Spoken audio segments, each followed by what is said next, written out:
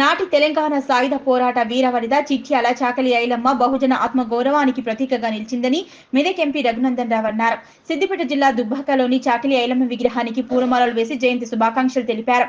ఈ సందర్భంగా వారు మాట్లాడుతూ తెలంగాణ సాయుధ పోరాటంలో ఐలమ్మ ప్రదర్శించిన ధైర్య సాహసాలు ప్రజాస్వామిక పోరాటాలకు స్ఫూర్తిగా నిలిచాయన్నారు.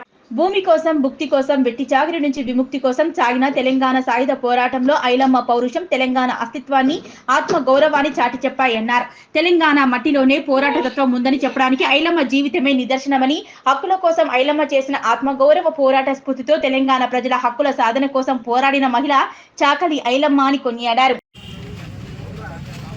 తెలంగాణ ఆత్మ గౌరవం కోసం, భూమి కోసం, భుక్తి కోసం, పేద ప్రజల హక్కుల కోసం పోరాడినటువంటి చాకలి ఐలమ్మ లాంటి ఒక గొప్ప వీర వనిత జన్మదినం సందర్భంగా వారిని గుర్తించుకోవడం అనేది, వారు చేసినటువంటి పోరాటాన్ని గుర్తు చేసుకోవడం అనేది తెలంగాణ ప్రజల యొక్క అదృష్టంగా భావిస్తూ ఉన్నారు.